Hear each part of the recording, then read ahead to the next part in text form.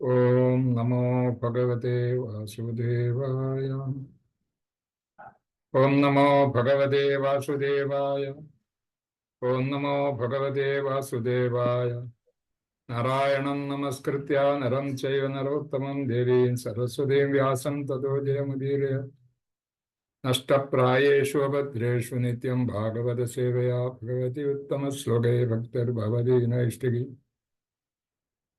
ജയ ശ്രീകൃഷ്ണ ചൈതന്യ പ്രഭോ നിത്യാനന്ദ ശ്രീ അദ്വൈത ഗദാധര ശ്രീവാസാദി ഗൗരഭക്തവൃന്ദ. കൃഷ്ണായ വാസുദേവായ ദേവകീ നന്ദനായ ച നന്ദഗോപകുമാരായ ഗോവിന്ദായ നമോ നമഃ. ഓം നമോ വിഷ്ണുപദായ കൃഷ്ണപൃഷ്ഠായ ഭൂതലേ ശ്രീമതേ മഹാവിഷ്ണുസ്വാമി നമഃ.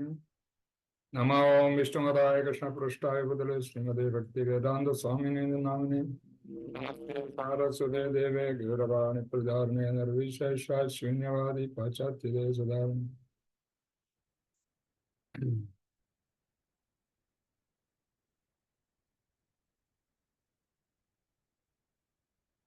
രാധമാധവ പാടാം. ജയ രാധ മാധവ ജയ കുഞ്ച വിഹാരി. ജയ രാധ മാധവ ജയ കുഞ്ച വിഹാരി. ജയ ഗോപിജന വല്ലഭ ജയ ഗിരിവരധാരി. ജയ ഗോപിജന വല്ലഭ ജയ ഗിരിവരധാരി. ജയ യശോദാനന്ദന വ്രജന രഞ്ജന യമുനാതിരാവനചാരി. ജയ രാധ മാധവ ജയ കുഞ്ച വിഹാരി. ജയ ഗോപിജന വല്ലഭ ജയ ഗിരിവരധാരി. ജയ യശോദാനന്ദന വ്രജന രഞ്ജന യമുനാതിരാവനചാരി. യമുനാതിരാവനചാരി. ഹരേ കൃഷ്ണ കൃഷ്ണ കൃഷ്ണ ഹരേ ഹരേ ഹരേ രാമ രാമ രാമ ഹരേ ഹരേ. ഹരേ കൃഷ്ണ കൃഷ്ണ കൃഷ്ണ ഹരേ ഹരേ ഹരേ രാമ രാമ രാമ ഹരേ ഹരേ. ശില പ്രഭുപാദ്ജി കി ജയ്. ഇന്ന് നമ്മൾ ചർച്ചയ്ക്കെടുക്കുന്ന ശ്ലോകം ഹരേ കൃഷ്ണ. എല്ലാവർക്കും കേൾക്കാവോ? കേൾക്കാം പ്രഭു. ഇന്നത്തെ ശ്ലോകം first canto, third chapter, text number 20. ശ്രീകൃഷ്ണൻ സർവ അവതാരങ്ങളുടെയും സ്രോതസ് എന്ന ചാപ്റ്ററാണ്. ശ്ലോകം വായിക്കാം. അവതാരേ ഷോഡശമേ പശ്യൻ. അവതാരേ ഷോഡശമേ പശ്യൻ. ബ്രഹ്മദ്രുഹോ നൃപാൻ. ബ്രഹ്മദ്രുഹോ നൃപാൻ. ത്രിസപ്ത കൃത്വാ കുപിതോ. ത്രിസപ്ത കൃത്വാ കുപിതോ. നിക്ഷേത്രാമകരോന്മഹീ. നിക്ഷേത്രാമകരോന്മഹീ. അവതാരേ ഷോഡശമേ പശ്യൻ. ബ്രഹ്മദ്രുഹോ നൃപാൻ. ത്രിസപ്ത കൃത്വാ കുപിതോ. നിക്ഷേത്രാമകരോന്മഹീ. വാക്കുകളുടെ അർത്ഥം: അവതാര്, ഭഗവത് അവതാരത്തിൽ. ഷോഡശമേ, 16-ാമത്തെ. പശ്യൻ, ദർശിക്കുന്നു. ബ്രഹ്മദ്രുഹ, ബ്രാഹ്മണ കൽപ്പനകൾ അനുസരിക്കാത്ത. നൃപാൻ, രാജകീയ വർഗത്തെ. ത്രിസപ്ത, 7 പ്രാവശ്യം, അതായത് 21 പ്രാവശ്യം. കൃത്വ, നിർവഹിച്ചു. കുപിത, പ്രതിജ്ഞാബദ്ധമാകയാൽ. ധിക്കരിക്കൽ. ക്ഷത്രാം, ക്ഷത്രിയരെ. അകരോൻ, നിർവഹിച്ചു. മഹി, ഭൂമി. ശീല പ്രഭുപാദർജി കി ജയ്. വിവർത്തനവും ഭാവാർത്ഥം. ബ്രാഹ്മണരെ ധിക്കരിച്ച ക്ഷത്രിയ വർഗത്തിൽ കുപിതനായ പരമ ദിവ്യോത്തമ പുരുഷനായ ഭഗവാൻ 16 അവതാരമായ ഭൃഗുപതിയായി വന്ന് ക്ഷത്രിയ വർഗത്തെ 21 പ്രാവശ്യം ഉന്മൂലനം ചെയ്തു. ഭാവാർത്ഥം: ക്ഷത്രിയ അഥവാ അധികാരി വർഗം ഭരണം നടത്തേണ്ടത് ധർമാനുസൃതമനുസരിച്ച്, ധർമ്മശാസ്ത്രം അനുസരിച്ച്, ബ്രാഹ്മണൻ നൽകുന്ന നിർദ്ദേശപ്രകാരമാകുന്നു. ക്ഷത്രിയ വർഗം ഭരണം നടത്തേണ്ടത് ധർമാനുസൃതമനുസരിച്ച്, ധർമ്മശാസ്ത്രം അനുസരിച്ച്, ബ്രാഹ്മണൻ നൽകുന്ന നിർദ്ദേശപ്രകാരമാകുന്നു. ബ്രാഹ്മണൻ നൽകുന്ന നിർദ്ദേശപ്രകാരമാകുന്നു. ആ മാർഗനിർദ്ദേശം അനുസരിച്ച് വേണം ഭരണാധിപന്മാർ ഭരണം നടത്തേണ്ടത്. എപ്പോൾ ക്ഷത്രിയരുടെ ഭാഗത്തു നിന്നും പണ്ഡിതരും വിവേകികളുമായ ബ്രാഹ്മണ കൽപ്പനാ ലംഘനം ഉണ്ടാകുന്നുവോ അപ്പോൾ ഭരണാധിപന്മാർ ബലമായി സിംഹാസന ഭ്രഷ്ടരാക്കപ്പെടുകയും മെച്ചപ്പെട്ട ഭരണത്തിന് സംവിധാനം ഉണ്ടാക്കുകയും ചെയ്യുന്നു. ഹരേ കൃഷ്ണ.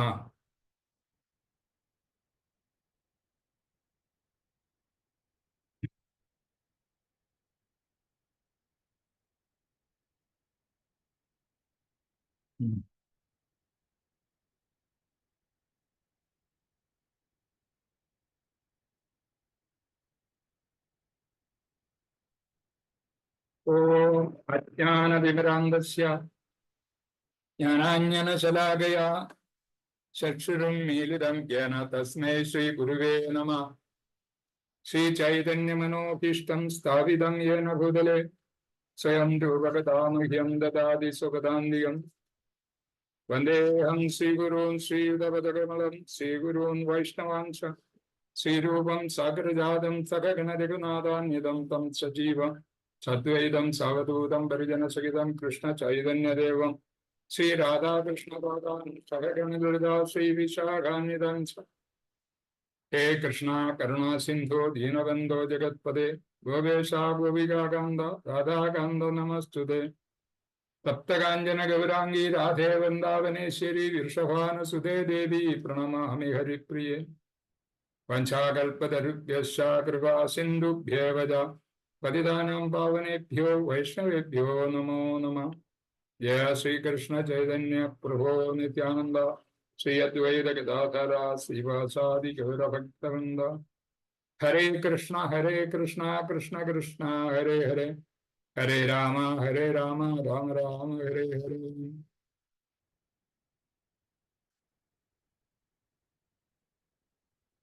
ഭക്തജനങ്ങൾക്കെല്ലാം പ്രണാമം. ഇന്നത്തെ ശ്ലോകം ഭഗവാന്റെ 16-ാമത്തെ അവതാരത്തെ പറ്റിയാണ് വിവരിക്കുന്നത്. പരശുരാമാവതാരം അല്ലെ ഭൃഗുപതി അവതാരം, രാമാവതാരം എന്നൊക്കെ പറയുന്നുണ്ട്. കേശവരിത ഭൃഗുപതി രൂപ ജയ ജഗദീശ ഹരേ.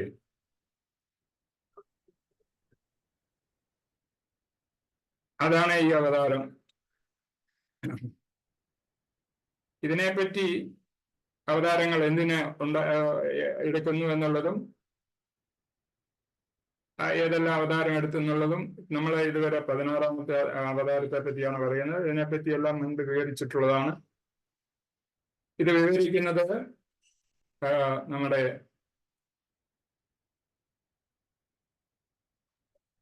നൈമിഷാരണ്യത്തിലെ ശൗനക മഹർഷിയുടെ നേതൃത്വത്തിൽ കൂടിയിരിക്കുന്ന സന്യാസിവര്യന്മാരുടെ ഭക്തജനങ്ങളുടെ മുമ്പാകെ സൂതമഹർഷിയാണ് വിവരിച്ചുകൊണ്ടിരിക്കുന്നത്.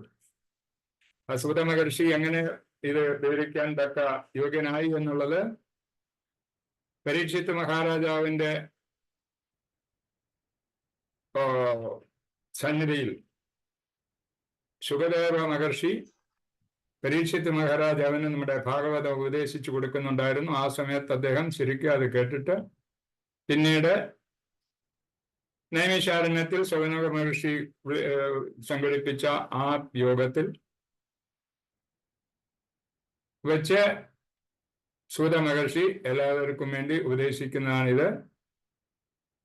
അപ്പൊ ആ ലോകത്തിൽ എന്തിന് ഭഗവാൻ ഇങ്ങനെ ജന്മമെടുക്കുന്നു എന്നുള്ളതും നമ്മുടെ ലോകരുടെ ക്ഷേമാർത്ഥം ആണ് ഭഗവാൻ ഈ ജന്മം എടുക്കുന്നുള്ളതും ധർമ്മത്തിന് സ്ഥിതി ഉണ്ടാകുന്ന സമയത്താണ് ഭഗവാൻ ഇങ്ങനെ ചെയ്യുന്നതെന്നും യുഗങ്ങൾ തോറും അദ്ദേഹം അവതാരം എടുക്കാറുണ്ടെന്നും ഇത് 16-ാമത്തെ അവതാരമാണ് എന്ന് നമ്മൾ മനസ്സിലാക്കുകയും ചെയ്യുന്നുണ്ട്.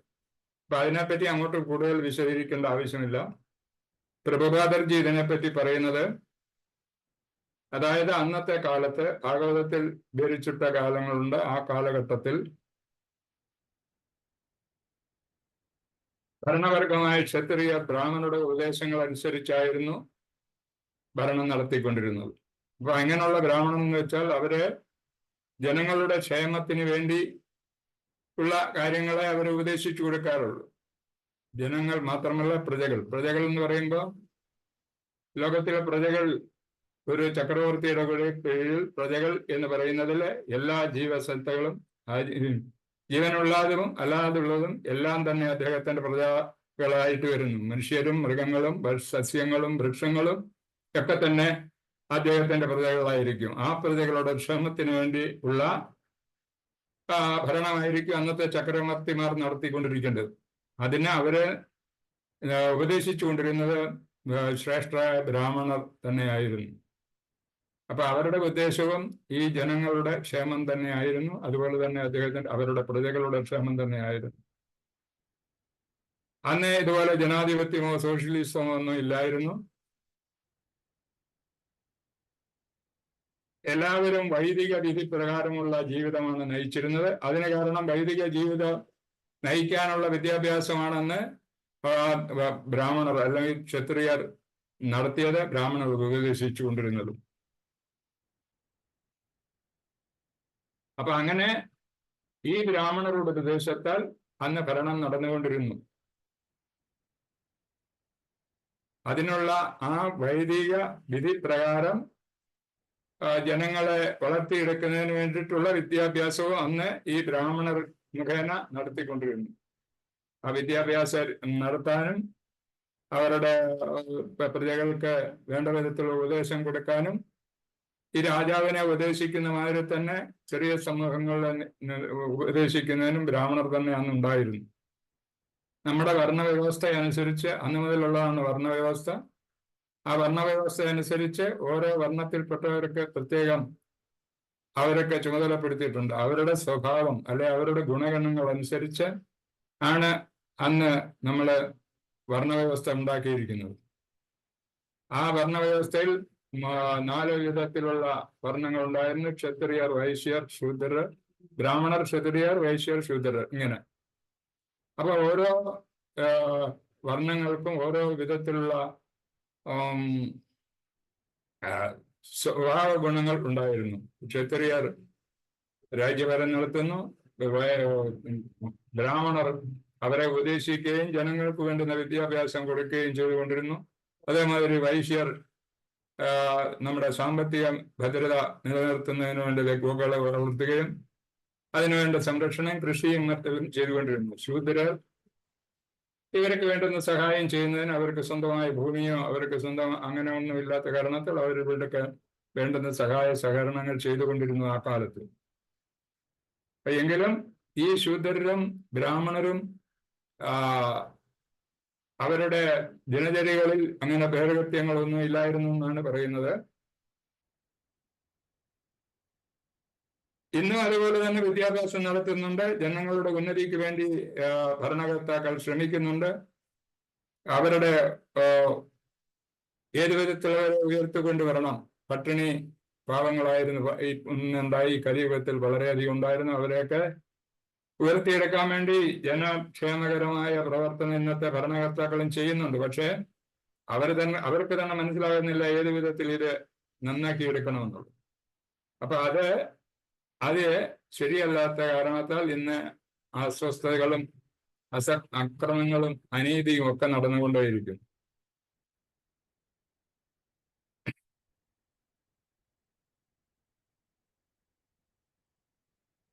അപ്പം ജനങ്ങളിലൊക്കെ ഉന്നതിയിൽ എത്തണമെങ്കിൽ ഈശ്വരാവബോധം ഉണ്ടാകണം, അല്ലെ കൃഷ്ണാവബോധം ഉണ്ടാകണം. കൃഷ്ണാവബോധം ഇല്ലാത്തിടത്തോളം കാലം അവർക്ക് പുരോഗമനം ഉണ്ടാകുന്നില്ല. അങ്ങനെ നമ്മുടെ 84 ലക്ഷം ജീവികൾ ഈ പ്രപഞ്ചത്തിലുണ്ട്. ആ പ്രപഞ്ചത്തിലുള്ള 4 ലക്ഷം ജീവികൾ മാത്രമാണ് മനുഷ്യരായിട്ടുള്ളത്. ആ മനുഷ്യർക്ക് മാത്രമേ അവരുടെ പുരോഗതിയിൽ ഭഗവാനെ ഉൾപ്പെടുത്തണം എന്നുള്ള ചിന്ത ഉണ്ടാകുന്നുള്ളൂ. ബാക്കി ഒക്കെ തന്നെ അവർക്ക് ദൈനംദിന ജീവിതം എങ്ങനെ നടത്തണം, സന്താനോൽപാദനം എങ്ങനെ നടത്തണം, മറ്റുള്ളവരിൽ നിന്ന് രക്ഷപ്പെടാൻ എന്താണ് മാർഗം, അതുപോലെ തന്നെ കിടന്ന് വിശ്രമിക്കുകയും അതാണ് മറ്റുള്ള ജീവികൾക്കുള്ള ലക്ഷ്യങ്ങൾ. അതേസമയത്ത് മനുഷ്യന് അതുകൂടാതെ ഒരു സുപ്രധാനമായ ലക്ഷ്യം കൂടെ ഉണ്ട്. ഭഗവാനെ കാണുക, ഭഗവാനെ മനസ്സിലാക്കുക, എങ്ങനെയുള്ള ആയിരിക്കണം നമ്മുടെ ജീവിതം ഭൗതികമായിട്ട് നടക്കണോ അതോ ആത്മീയമായിട്ട് വരണോ, ഇങ്ങനെയൊക്കെയുള്ള കാര്യങ്ങൾ അത് ശ്രദ്ധ ഈ മനുഷ്യവർഗത്തിന് മാത്രമാണുള്ളത്. നമുക്ക് എൻജോയ് ചെയ്യുക, അതായത് നമുക്ക് സുഖ സൗകര്യങ്ങൾ വളർത്തുക, നമ്മൾ കൂടുതൽ സുഖ സൗകര്യങ്ങൾ തേടി ഇന്ന് അലഞ്ഞുകൊണ്ടേയിരിക്കുകയാണ്. അപ്പൊ അങ്ങനെ നമ്മൾ അതിനുവേണ്ടി പല വിധത്തിലുള്ള ഇന്ദ്രിയ സുഖത്തിന് വേണ്ടിയിട്ടുള്ള കാര്യങ്ങൾ മാത്രമാണ് നമ്മൾ ചിന്തിക്കുന്നത്. ആ ഇന്ദ്രിയ സുഖ സൗകര്യങ്ങൾ മാത്രം ചിന്തിച്ചുകൊണ്ട് നടക്കുകയാണെങ്കിൽ അതിനെ ഭൗതികത എന്ന് പറയും. അതേസമയത്ത് ഭഗവാനെ കൂടെ നമ്മുടെ ജീവിതത്തിൽ ഉൾപ്പെടുത്തുകയാണെങ്കിൽ അത് ആത്മീയമായിട്ട് മാറുന്നുണ്ട്. നമ്മുടെ ചിന്ത എപ്പോഴും ഭഗവാനിൽ ഉണ്ടായിരിക്കണം. കൃഷ്ണന് വേണ്ടി എല്ലാം ചെയ്യാം. നമുക്ക് ഈ ഭൗതികമായി ചെയ്ത് നമ്മളെ സുഖങ്ങൾ അനുഭവിക്കാൻ നോക്കുന്ന എല്ലാ കാര്യങ്ങളും കൃഷ്ണന് വേണ്ടി ചെയ്യാൻ സാധിക്കുന്നതാണ്. അതായത് ആഹാരം കഴിക്കുന്നത് കൃഷ്ണനോട് ചേർത്ത് ചെയ്യുകയാണെങ്കിൽ, അതായത് ആഹാരം ഉണ്ടാക്കി കൃഷ്ണനെ നിവേദിക്കുമ്പോൾ അത് പ്രസാദമായി മാറുന്നു. അങ്ങനെ പ്രസാദം കഴിക്കുക അതൊരു പ്രധാന കാര്യമാണ് ഭഗവാനെ ചിന്തിക്കുന്നതിനുള്ള. അതുപോലെ സത്വഗുണത്തിൽ ഉള്ള ആഹാരം കഴിക്കുക. സത്വഗുണം ഉണ്ടെങ്കിൽ മാത്രമേ ഭഗവാനിൽ എത്താൻ സാധിക്കൂ. ഭഗവാനോട് ചിന്ത വരണമെങ്കിൽ സത്വഗുണമുള്ള ആഹാരം കഴിക്കണം.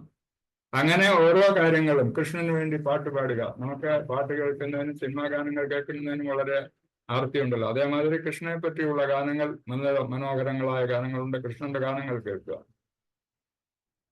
അങ്ങനെ പാട്ടും സംഗീതവും എന്തെല്ലാം ഉണ്ടോ അതെല്ലാം തന്നെ കൃഷ്ണന് വേണ്ടിയും കൃഷ്ണനെ ഉൾപ്പെടുത്തിക്കൊണ്ടും ചെയ്യുകയാണെങ്കിൽ നമുക്ക് ആത്മീയ ബോധം ഉണ്ടാകും. ആത്മീയ ബോധം ഉണ്ടായാൽ മാത്രമേ നമുക്ക് പുരോഗമനം ഉണ്ടാകുകയുള്ളൂ. അന്നെങ്കിലേ നമുക്ക് സംതൃപ്തി ഉണ്ടാകും. അതുപോലെ ചിത്രരചന, അതും ഭഗവാന്റെ ഫോട്ടോകൾ വരയ്ക്കുക, ഭഗവാന്റെ ലീലകളെ പറ്റി വിവരിക്കുന്ന ഫോട്ടോകൾ, ചിത്രങ്ങൾ വരയ്ക്കുക. അങ്ങനെ ഏത് കാര്യം നമ്മുടെ ഭൗതികമായിട്ട് നമ്മൾക്ക് സന്തോഷം ഉണ്ടാക്കുന്നതിന് വേണ്ടി ചെയ്യുന്നുണ്ടോ ആ സംഗതിയൊക്കെ തന്നെ കൃഷ്ണനെ കൂടെ ഉൾപ്പെടുത്തിക്കൊണ്ട് ചെയ്യുകയാണെങ്കിൽ നമ്മുടെ കൃഷ്ണാവബോധം ഉണരും. അതുപോലെ തന്നെ ഭഗവാന്റെ കൃപയുണ്ടാകും. അല്ല അത് നമ്മൾ അതങ്ങനെയല്ല ചെയ്യുന്നെങ്കിൽ നമ്മളെ ഭാവികളായി മാറും. അതായത് കൃഷ്ണനെ ഉൾപ്പെടുത്താതെ ഏത് കാര്യങ്ങളും കൃഷ്ണനെ ഉൾപ്പെടുത്താതെ നമ്മൾ ചെയ്യുകയാണെങ്കിൽ നമ്മളെ പാപികളായി മാറും. പിന്നെ നരകങ്ങളെ പറ്റി നമ്മൾ പഠിച്ചിട്ടുണ്ട്. 77-28 നരകങ്ങളുണ്ട്. ആ നരകങ്ങളൊക്കെ പോയി അതിന്റെ പീഡനങ്ങളൊക്കെ അനുഭവിക്കേണ്ടത് വരും. അതുകൊണ്ട് അങ്ങോട്ട് പോകാതെ കൃഷ്ണനിൽ തന്നെ നമ്മൾ എപ്പോഴും കാര്യങ്ങൾ നടത്തിക്കൊണ്ട് കഴിയുക. കൃഷ്ണനെ മുൻനിർത്തിക്കൊണ്ട് തന്നെ.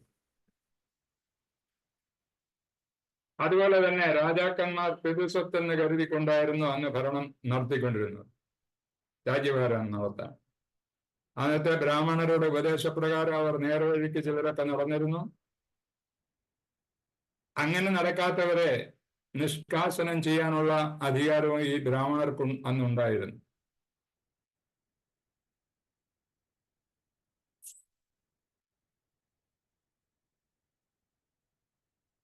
അന്നത്തെ കാലത്ത് പല രാജാക്കന്മാരും ഈ ബ്രാഹ്മണരുടെ നിർദ്ദേശം അനുസരിക്കാതെ അവർക്ക് തോന്നിയ മാതിരി അല്ലെങ്കിൽ കൃഷ്ണാബോധം വിട്ടിട്ട് സ്വന്തമായ ഒരു പ്രവൃത്തി ചെയ്തുകൊണ്ടേയിരുന്നു പല രാജാക്കന്മാരും. അങ്ങനെയുള്ള രാജാക്കന്മാരെ പറ്റി ഈ നമ്മുടെ ഭാഗവതത്തിൽ പറയുന്നുണ്ട്. ഇതിനെപ്പറ്റി കൂടുതൽ വിശദീകരിച്ച് നമ്മുടെ ഭാഗവതം 9-ാം സ്കന്ധത്തിൽ വിവരിക്കുന്നുണ്ട്. അധ്യായം 15 ഈ ഭൃഗുപതിയുടെ, അതായത് പരശുരാമന്റെ അവതാരത്തെ പറ്റിയും അദ്ദേഹം എവിടെയായിരുന്നു ജനിച്ചതെന്നും അങ്ങനെ ഉള്ള കാര്യങ്ങളൊക്കെ അതിൽ പറയുന്നുണ്ട്. അതുകൊണ്ട് ഇന്ന് ഈ അവതാരത്തിന്റെ ഒരു ഔട്ട്ലൈൻ മാത്രമാണ് പറയുന്നത്. അതുകൊണ്ട് കൂടുതലൊന്നും അങ്ങോട്ട് പോകേണ്ടതായിട്ട് തോന്നുന്നില്ല. അന്നത്തെ മാർഗം തെറ്റിച്ച രാജാക്കന്മാരെ ശിക്ഷിക്കുന്നതിന് വേണ്ടി, അതായത് നേർവഴിക്ക് നടത്താൻ വേണ്ടി, അതുപോലെ തന്നെ അന്ന് ഉണ്ടായിരുന്ന രാജാക്കന്മാരുടെ ദുർഭരണ നിമിത്തം ജനങ്ങൾ വളരെയധികം പ്രയാസങ്ങൾ അനുഭവിച്ചു കൊണ്ടിരുന്നു. അതുപോലെ തന്നെ വംശവർധന കൂടുതലായിരുന്നു. ദുഷ്ടന്മാരുടെ ജനനം കൊണ്ട്, ദുർവൃത്തികളുടെ ജനനം കൊണ്ട് ഭൂമി ഭാരം കൂടിക്കൊണ്ടിരുന്നു. അങ്ങനെ ഭൂമി ഭാരവും അല്പം കുറയ്ക്കാൻ വേണ്ടിയിട്ടാണ് നമ്മുടെ ഭഗവാൻ ശ്രീ പരമ ദിവ്യോത്തമ പുരുഷനായ ഭഗവാൻ ഭൃഗപതിയായി, അതായത് പരശുരാമനായിട്ട് അവിടെ ജന്മം എടുക്കുന്നത്. യമദഗ്നി മഹർഷിയുടെയും രേണുകാദേവിയുടെയും മകനായിട്ട് പരമദിവ്യോത്തമ പുരുഷൻ 16-ാം അവതാരം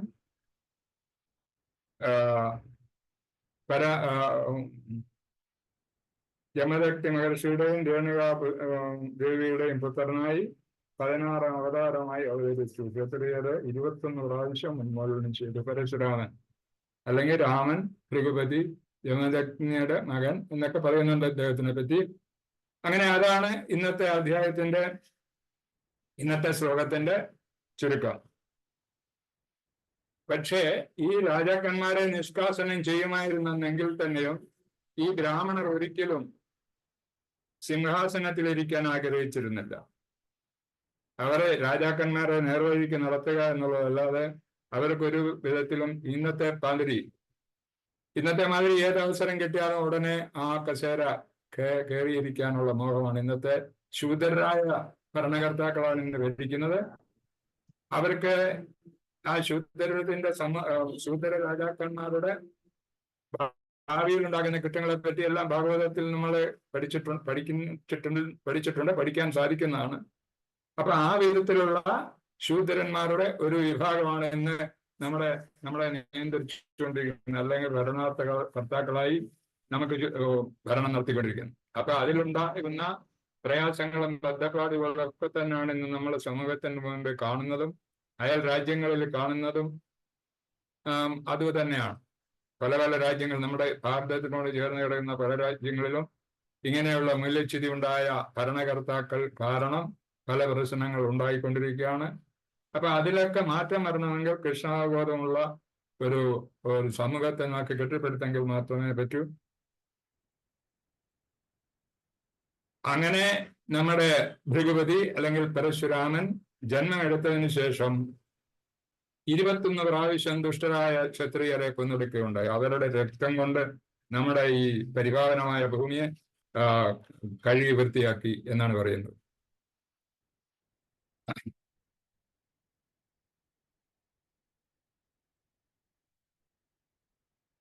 അവര് ജീവത്യാഗം നടത്തിയെങ്കിലും ശരി, അവരുടെ കാലങ്ങൾ കഴിഞ്ഞു പോയിട്ടുണ്ടെങ്കിലും ശരി, പരശുരാമൻ, വ്യാസൻ, ദേവൻ തുടങ്ങിയ രാവണർ ഇന്നും മഹാത്മാക്കളായിട്ട് ഇന്നും ജീവിക്കുന്നുണ്ടെന്നാണ് പ്രപഞ്ചത്തിൽ പറയുന്നത്, ഭാഗവതത്തിൽ പറയുന്നു. അവർ ഈ സമയത്ത് നമ്മുടെ കരികാലത്തിലും അവർ ജീവിക്കുന്നുണ്ട്. പക്ഷെ അവര് ഇങ്ങനെ നിരീക്ഷിച്ചുകൊണ്ട് അവർ മറ്റുള്ള കാര്യങ്ങളൊന്നും ഇടപെടാതെ ഇരിക്കും. ഈ ലോകത്തിന്റെ അവസാന സമയത്ത് അവരും ഭഗവാന്റെ ലോകത്ത് ഭഗവാനിൽ എത്തിച്ചേർന്ന് വിശ്രമിക്കുമെന്നാണ് പറയുന്നത്. അതിനെ അന്നത്തെ സമ്പ്രദായം അനുസരിച്ച് ക്ഷത്രിയർ ഭരണം നടത്തുന്ന ബ്രാഹ്മണരുടെ നിർദ്ദേശം അനുസരിച്ചായിരുന്നു. വൈദിക ശാസ്ത്ര വിധി പ്രകാരം ബ്രാഹ്മണർ നിർദ്ദേശം കൊടുത്തിരുന്നു. ഭരണത്തിൽ വൈകല്യം കണ്ടാൽ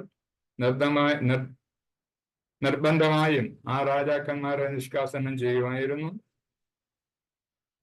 അതിനുശേഷം അവരുടെ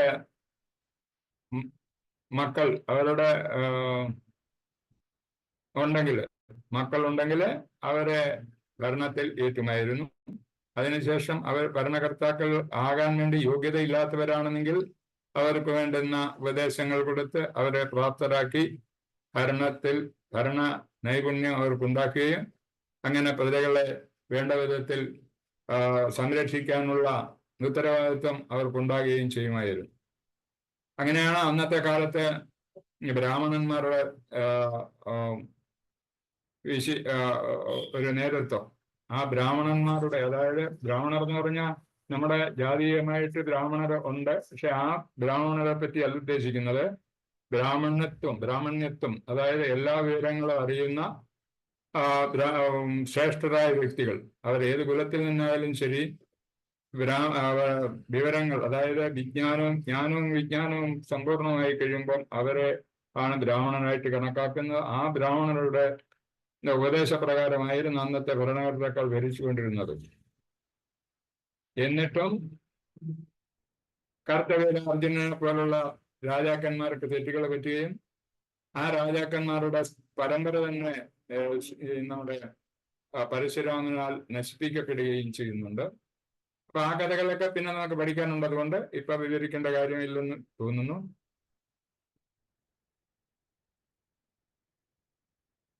ഈ മഹാത്മാക്കൾ എന്ന് പറയുന്ന വ്യക്തികൾ വിചാരിച്ചിരുന്നെങ്കിൽ ഈ രാജാക്കന്മാരുടെ ആ ഭരണ സമ്പ്രദായം തന്നെ മാറ്റിയെടുക്കാൻ ബ്രാഹ്മണർക്ക് കഴിയുമായിരുന്നു. അതായത് അവരെ നിഷ്കാസനം ചെയ്തുകൊണ്ട് ബ്രാഹ്മണ വർഗം ഭരിക്കാൻ തുടങ്ങിയിരുന്നെങ്കിൽ അത് തന്നെയായിരിക്കും പിന്നെ തുടർന്നുകൊണ്ടിരിക്കുന്നത്. അപ്പൊ അങ്ങനെയുള്ള ദുശ്ചിന്തകളൊന്നും ഈ ബ്രാഹ്മണ സമൂഹത്തിന് ഇല്ലായിരുന്നു. ഇതിനുള്ള ഉദാഹരണം നമ്മൾ ഭാഗവതത്തിൽ ഉണ്ട്. വേനൻ എന്ന് പറയുന്ന ഒരു രാജാവ് ഭരണത്തിൽ കയറി. പക്ഷെ അദ്ദേഹം നിരീശ്വരവാദിയായിരുന്നു. അങ്ങനെ അന്നത്തെ കാലത്ത് നമ്മുടെ ഈ ഭാരതഭൂമിയിൽ ഭയങ്കര പ്രയാസങ്ങളുണ്ടായി. അദ്ദേഹം ഇന്ന് കാണുന്ന മാതിരി അമ്പലങ്ങളെ തകർക്കുന്ന വിധത്തിലും അതുപോലെ തന്നെ ഭഗവാനെ നിരീശ്വരവാദിയായിട്ട് മാറുകയും ചെയ്തായിരുന്നു. അതൊക്കെ നമ്മൾ പഠിച്ചിട്ടുള്ള കാര്യങ്ങളാണ്. ആ വേനൻ അതിനെ ഒടുക്കം ഈ ബ്രാഹ്മണർ കൊല്ലേണ്ടതായിട്ട് വരുന്നു.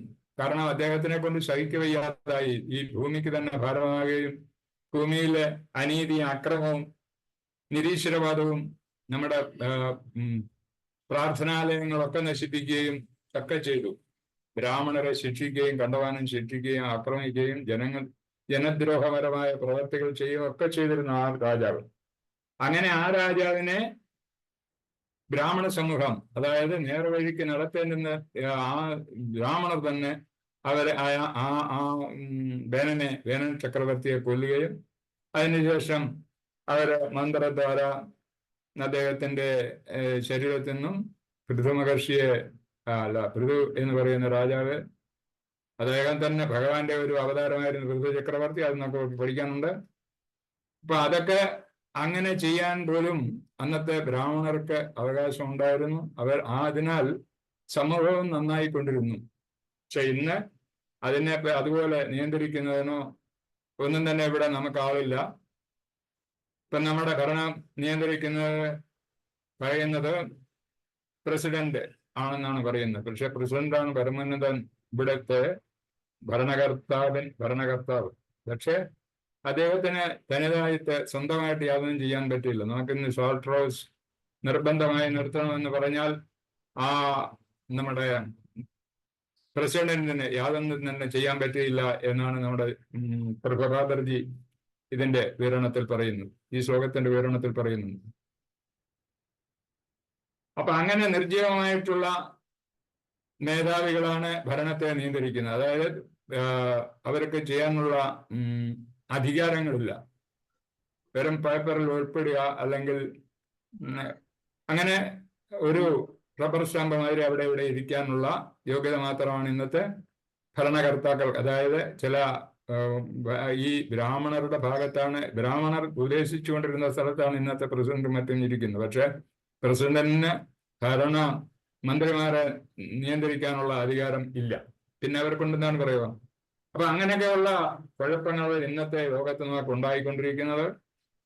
അതുകൊണ്ട് കൃഷ്ണാവബോധത്തിൽ നമ്മൾ ഒക്കെ തന്നെ വ്യാപൃതരാവണം. കൃഷ്ണാവബോധത്തിലുള്ള വേണ്ടിയുള്ള വിദ്യാഭ്യാസ സമ്പ്രദായം ഇവിടെ ഉണ്ടാകുന്നതിന് നമ്മൾ ശ്രമിക്കുക. നമ്മൾ എന്ന് പറയുമ്പം ഹരേ കൃഷ്ണ പ്രസ്ഥാനം എന്തിനാണ് ഉണ്ടാക്കിയതെന്നും ഒക്കെ നമുക്കറിയാം. പക്ഷെ ഹരേ കൃഷ്ണ പ്രസ്ഥാനം ത്തിന്റെ നേതൃത്വത്തിൽ അനേക ഗ്രൂപ്പുകൾ, അതായത് സംഘങ്ങൾ ഉണ്ടായെങ്കിൽ മാത്രമേ നമുക്ക് ഇതേമാതിരി നമ്മുടെ ഒരു ഭരണത്തിന്റെ നിയന്ത്രണത്തിന് നമുക്ക് ചുമതലയേറ്റാൻ പറ്റൂ. അല്ലെങ്കിൽ സ്വബോധമുള്ള വ്യക്തികൾ, അതായത് കൃഷ്ണാബോധമുള്ള വ്യക്തികൾ തിരഞ്ഞെടുക്കപ്പെടുകയും അവരെ ഭരണത്തിൽ കയറുകയും ചെയ്തെങ്കിൽ മാത്രമേ ഈ ലോകത്ത്, അല്ലെങ്കിൽ നമ്മുടെ ഭാരതത്തിന് തന്നെ വ്യതിയാനങ്ങൾ ഉണ്ടാകുകയുള്ളൂ. ഇന്നത്തെ ഈ സമ്പ്രദായങ്ങളൊക്കെ മാറ്റി കൃഷ്ണാബോധമുള്ള വ്യക്തികളാൽ ധരിക്കപ്പെടുമ്പോൾ നമ്മുടെ ഭാരതം ഉയർത്തെഴുന്നേൽക്കും. അന്ന് നമ്മുടെ വിവേകാനന്ദനും ഒക്കെ പറഞ്ഞ മാതിരി എത്ര വർഷം നമ്മൾ അടിമകളായിട്ടിവിടെ ജീവിച്ചു. അത് നമ്മൾ അന്നൊക്കെ ബോധമില്ലാത്ത ജനങ്ങൾ ഇവിടെ ഉണ്ടായിരുന്നു.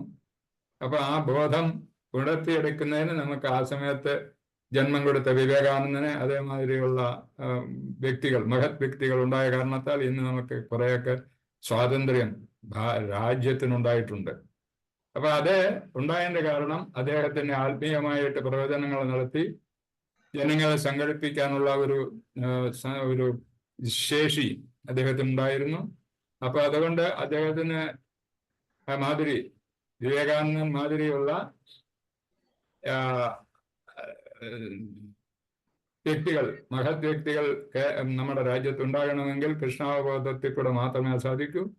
അങ്ങനെ കൃഷ്ണാവബോധം ഉയർത്തെടുത്തെങ്കിൽ മാത്രമേ ഈ രാജ്യം നന്നാവുള്ളൂ. ഇതൊക്കെ ഉള്ളതിനകത്ത് ഞാൻ എൻ്റെ കയ്യിൽ കൂടെ പറയാനുള്ളത്. ഭഗവാൻ പ്രഭുപാദർജി ഇത് തന്നെ പറഞ്ഞിട്ടുണ്ട് അദ്ദേഹത്തിന്റെ വിവരണത്തിലൊക്കെ തന്നെ. ഇതല്ലെങ്കിൽ വേറൊരു രൂപത്തിൽ പറഞ്ഞിട്ടുണ്ട്. അപ്പൊ അതുകൊണ്ട് ഹരേ കൃഷ്ണ പ്രസ്ഥാനം വളർത്തിയെടുക്കുക നമ്മുടെയൊക്കെ ചുമതലയാണ്. അതിന് നമ്മുടെ കൃഷ്ണാവബോധം വളരണം. നമ്മൾ വ്യക്തിപരമായിട്ട് നമ്മളെ തന്നിട്ടുള്ള ഉപദേശങ്ങളൊക്കെ നമ്മൾ അനുസരിച്ച് പ്രവർത്തിച്ചെങ്കിൽ മാത്രമേ നമുക്ക് മുന്നേറാൻ പറ്റൂ. പ്രധാനപ്പെട്ടമായ നാമജപം, അതുപോലെ തന്നെ നമുക്ക് ഉപേക്ഷിക്കേണ്ട ചില പ്രവർത്തികള്, അതൊക്കെ അറിയാവില്ല എന്തൊക്കെയാണ് 4 പ്രധാനപ്പെട്ട കാര്യങ്ങള്. അതൊക്കെ ഉപേക്ഷിച്ചുകൊണ്ട് എന്നും കൃഷ്ണാവബോധത്തോടുകൂടെ പ്രവർത്തിക്കാനുള്ള സന്മനസ്സുണ്ടാകട്ടെ എന്ന് പ്രാർത്ഥിച്ചുകൊണ്ട് ഈ ശ്ലോകത്തിന്റെ വിവരണം തൽക്കാലം നിർത്തുന്നു. ഹരേ കൃഷ്ണ. ഹരേ കൃഷ്ണ. എല്ലാരും കേൾക്കുന്നുണ്ടായിരുന്നോ? ഹരേ കൃഷ്ണ. ഹരേ കൃഷ്ണ മാതാജി. ആരുമില്ല. ഹരേ കൃഷ്ണ പ്രഭുജി. ദണ്ഡവത് പ്രണാം. കേൾക്കുമായിരുന്നു പ്രഭുജി. ഹരേ കൃഷ്ണ. സന്തോഷം.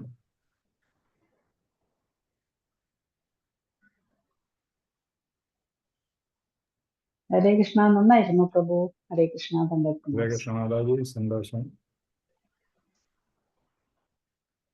കൂടുതൽ അടുത്ത് നമ്മുടെ ഭാഗവതത്തിൽ ഒരുപാട് പഠിക്കാനുണ്ട്. നമ്മുടെ 9ാം സ്കന്ധത്തിൽ 15ഉം 16ഉം അധ്യായങ്ങളിൽ ഇതിനെപ്പറ്റി വളരെ വിശദമായിട്ട് കൊടുത്തിട്ടുണ്ട്. അപ്പൊ അതുകൊണ്ട് ഇതിന്റെ ഒരു ചെറിയ ഔട്ട്ലൈൻ മാത്രമേ ഞാൻ പറഞ്ഞിട്ടുള്ളൂ. ഹരേ കൃഷ്ണ. ഇനി എന്തെങ്കിലും ആർക്കെങ്കിലും പറയാനുണ്ടെങ്കിൽ പറയാം. ഹരേ കൃഷ്ണ. വിഷ്ണുപ്രിയ മാതാജി വല്ലതും പറയാനുണ്ടോ?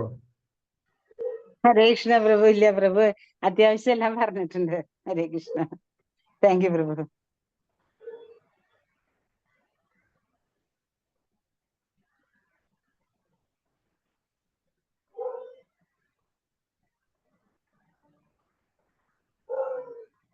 പ്രഭുജി സാരി ഇല്ലെന്ന് തോന്നുന്നു. ഹരേ കൃഷ്ണ.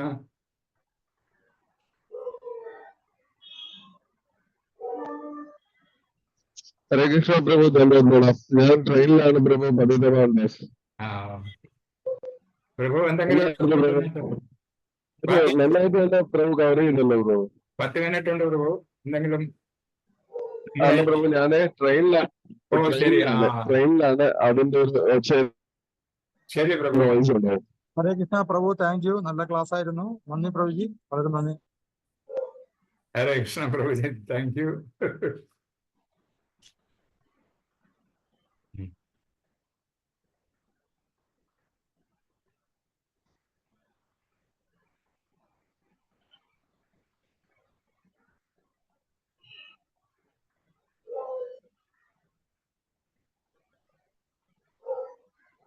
ഹരേ കൃഷ്ണ. ഇന്ന് കുറച്ച് സമയം കൂടെ ഉണ്ട്. ഭക്തജനങ്ങൾക്ക് എന്തെങ്കിലും ഡൗട്ട്സ് ഉണ്ടെങ്കിൽ പ്രഭുവിനോട് ചോദിക്കാം.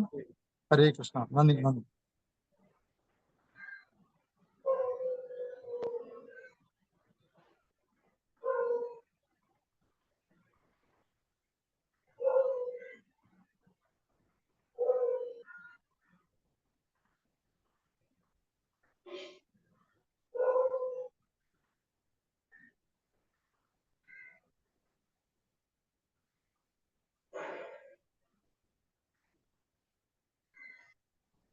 ഭഗവാൻ പരശുരാം. പ്രഭുജി, ഈ 16ാം പോലെ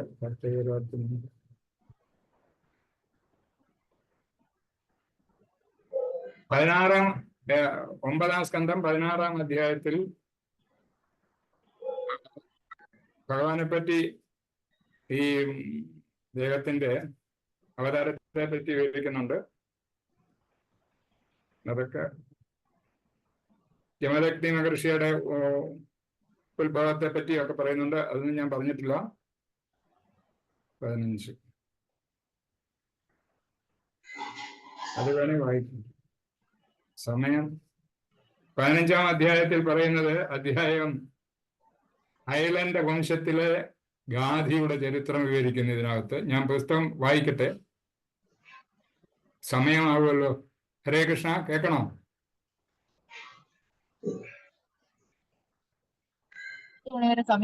കേൾക്കാം ബ്രോ, കേൾക്കാം. ഉർവശിയുടെ ഗർഭപാത്രത്തിൽ നിന്ന് ആയു, ശ്രുതായു, സത്യായു, രയൻ, ജയൻ, വിജയൻ എന്നീ 6 പുത്രന്മാർ വന്നു. ശ്രുതായുവിന്റെ പുത്രൻ വസുമാനും, സത്യായുവിന്റെ പുത്രൻ ശ്രുതജയനും, രയന്റെ പുത്രൻ ഏകനും, ജയന്റെ പുത്രൻ അമിതനും, വിജയന്റെ പുത്രൻ ഭീമനും ആയിരുന്നു. ഭീമന്റെ പുത്രൻ കാഞ്ചനനും, കാഞ്ചനന്റെ പുത്രൻ ഹോത്രകനും, ഹോത്രകന്റെ പുത്രൻ ഗംഗാജലം മുഴുവൻ ഒറ്റവലിക്ക് പാനം ചെയ്ത് വിഖ്യാതനായ ജഗനുവും ആയിരുന്നു. ബലാകൻ, അജകൻ, കുശൻ എന്നിവരായിരുന്നു യഥാക്രമം ജിഗുനുവിന്റെ പിൻഗാമികൾ. കുശന്റെ പുത്രന്മാർ കുശാംബു, തനയൻ, വസു, കുശനാഭൻ എന്നിവരായിരുന്നു. കുശാംബുവിൽ നിന്ന് ഗാധി ഉണ്ടായി. ഗാധിക്ക് സത്യവതി എന്നൊരു പുത്രി ഉണ്ടായിരുന്നു. സത്യവതിയെ ഋഷീകൻ എന്ന മുനി ഗണ്യമായ കന്യാശുൽക്കം നൽകി വിവാഹം ചെയ്തു. സത്യവതിയുടെ ഗർഭപാത്രത്തിൽ ഋഷികാമനിക്ക് ജമദഗ്നി എന്ന പുത്രൻ ജനിച്ചു. അപ്പൊ ആ ജമദഗ്നി പരശുരാമന്റെ അച്ഛന്റെ ആ വംശപരമ്പരയെ പറ്റിയാണ് ഇതിനകത്ത് വിവരിച്ചത്. ജമദഗ്നിയുടെ പുത്രനായിരുന്നു രാമൻ അഥവാ പരശുരാമൻ. ജമദഗ്നിയുടെ ആഗ്രഹിക്കുന്നത് എന്തും നൽകുന്ന പശുവിനെ കർത്തവീരാർജുനൻ എന്ന രാജാവ് മോഷ്ടിച്ചപ്പോൾ പരമദൈവത്വ പുരുഷനായ ഭഗവാന്റെ ഒരു ശക്തി ആവേശ അവതാരമെന്ന് വിദഗ്ധ പണ്ഡിതന്മാർ അറിഞ്ഞ് തീർച്ചപ്പെടുത്തിയിരിക്കുന്ന പരശുരാമൻ കർത്തവീരാർജുനെ വധിച്ചു. ഈ കഥ ഒക്കെ ഇനി വിവരിക്കുന്നുണ്ട്. പിന്നീട് അദ്ദേഹം ക്ഷത്രിയ വംശത്തെ മുഴുവൻ 21 പ്രാവശ്യം കൊന്നൊടുക്കി. അപ്പൊ അതിന്റെ കാരണം എന്ന് പറയുന്നത് കാർത്തിവീരാർജുനൻ ഈ ജമദഗ്നി മഹർഷിക്കുണ്ടായിരുന്ന കാമധേനു എന്ന് പറയുന്ന ആ പശുവിനെ ബലാത്കാരമായി പിടിച്ചുകൊണ്ടുപോയി. അതിനു വേണ്ടിയിട്ടാണ് ആ വംശത്തെ തന്നെ പരശുരാമൻ നശിപ്പിച്ചത്. ഒരു ബ്രാഹ്മണൻ എന്ന നിലയിൽ രാജാവ് ചെയ്ത ആ അപരാധത്തെ സഹനം ചെയ്യേണ്ടതായിരുന്നു എന്നും ജമദഗ്നി അദ്ദേഹത്തോട് പറഞ്ഞു. തെറ്റിന് പ്രായശ്ചിത്തമായി വിവിധ പുണ്യസ്ഥലങ്ങൾ സന്ദർശിക്കാൻ ജമദഗ്നി അദ്ദേഹത്തെ ഉപദേശിക്കുകയും ചെയ്തു. ഉപദേശിക്കാൻ പോയി. അപ്പൊ അതാണ് 15-ാം അധ്യായത്തിലെ. പിന്നീട് ഇതിനെ പറ്റി വിവരിക്കുന്ന ശ്ലോകങ്ങൾ ഒരുപാടുണ്ട്. അതുപോലെ തന്നെ ഈ ഒരുപാട് കാര്യങ്ങൾ ഇതിനെപ്പറ്റി ഭാഗവതത്തിൽ പറയുന്നുണ്ട്. അതൊന്നും നമ്മൾ ഇപ്പം പറഞ്ഞില്ല. അടുത്ത ക്ലാസ്സുകളിലൊക്കെ അതിനെപ്പറ്റി എല്ലാവരും പറയും. ഹരേ കൃഷ്ണ. ഇപ്പൊ ഇനി 5 മിനിറ്റേ ഉള്ളൂ ഇവിടെ. അപ്പൊ തൽക്കാലം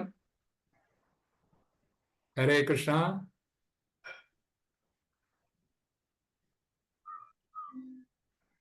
എല്ലാരും തിരക്കിലായിരിക്കും. ഹരേ കൃഷ്ണ, ഹരേ കൃഷ്ണ, ഹരേ കൃഷ്ണ, കൃഷ്ണ കൃഷ്ണ ഹരേ ഹരേ, ഹരേ രാമ രാമ രാമ ഹരേ ഹരേ, ഹരേ കൃഷ്ണ കൃഷ്ണ കൃഷ്ണ ഹരേ ഹരേ, ഹരേ രാമ രാമ രാമ ഹരേ ഹരേ, ഹരേ കൃഷ്ണ കൃഷ്ണ കൃഷ്ണ ഹരേ ഹരേ, ഹരേ രാമ രാമ രാമ ഹരേ. എല്ലാവരും അവരുടെ ഫോൺ ഒന്ന് ഓൺ ചെയ്യാവോ? ഈ ക്ലാസ് കേട്ടുകൊണ്ടിരുന്ന എല്ലാവരും കേൾക്കുന്നുണ്ടെങ്കിൽ അവരവരുടെ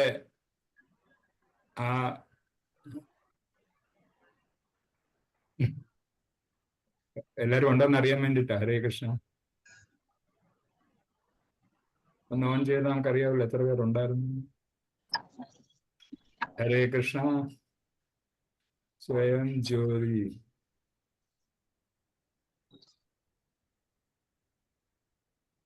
ഹരേ കൃഷ്ണ. 21 പേരുണ്ടായിരുന്നു പ്രഭു.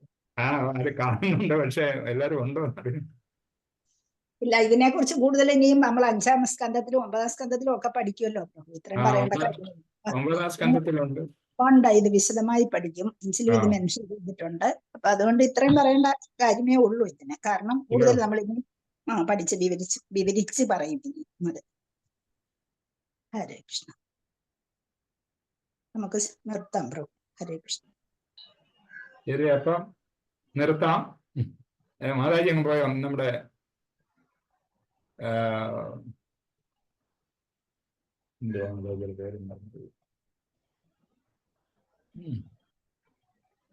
ഐശ്വര്യ മാതാജി. ഹരേ കൃഷ്ണ. ഐശ്വര്യ മാതാജി ഇല്ല. എല്ലാരും കാലത്തെ തിരക്കിലായിരിക്കും. ഹരേ കൃഷ്ണ.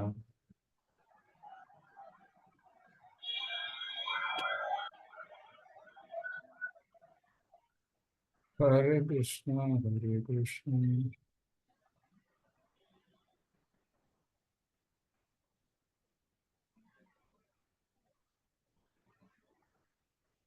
വിഷ്ണുപ്രിയ ദീദി.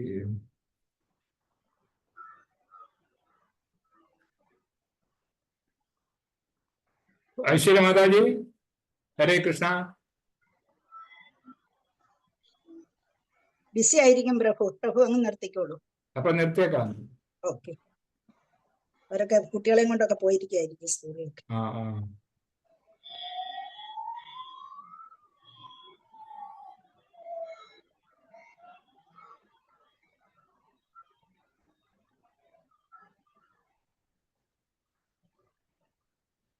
എല്ലാ ഭക്തജനങ്ങൾക്കും ഒരിക്കൽ കൂടി ഹരേ കൃഷ്ണ പ്രണാമം.